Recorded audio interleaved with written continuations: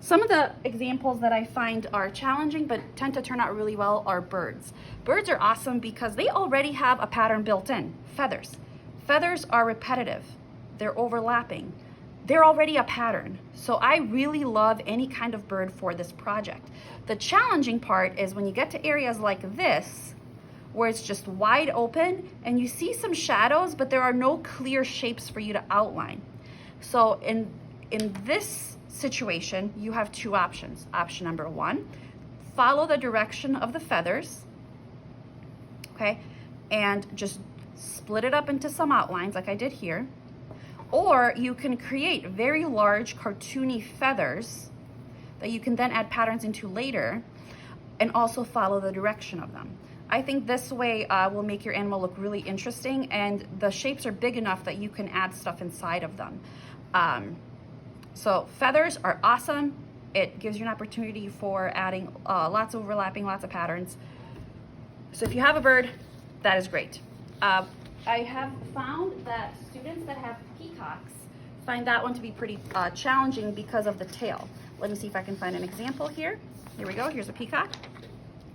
So very similar to my eagle, I would outline the areas that are more obvious, the parts of the face, the head, these large spots. And this right here is already a pattern. If I were to think ahead, I think I could probably just outline the main section here. So when I'm drawing my final, that'll just be one big shape. And then you have the body. And I can leave this to be one big shape, and then when I start my big piece of paper, I can create a pattern that kind of looks like this to match that. Those look like they would work really well together.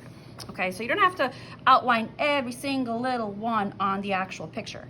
Same thing with the tail. That's a lot of teeny tiny little feathers. What I might do is maybe outline these areas, and they have these sort of feathery shapes around them. But then the feathers in the background, they look really confusing to me. So I might just split it up. Let me see, I have to draw the beak and split those up into just outlines.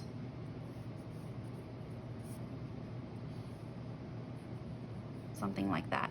So I'm not outlining every single one, but I'm splitting them up into sections so that when I draw my final, I have areas to put patterns into. All right, so on the back, this is not finished, but you can see how that would be a more simplified version of a peacock tail.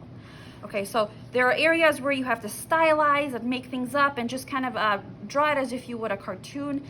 Areas where you can follow the wrinkles and shadows, and areas that maybe take a little bit of making up, like a fluffy animal like a panda. Good luck.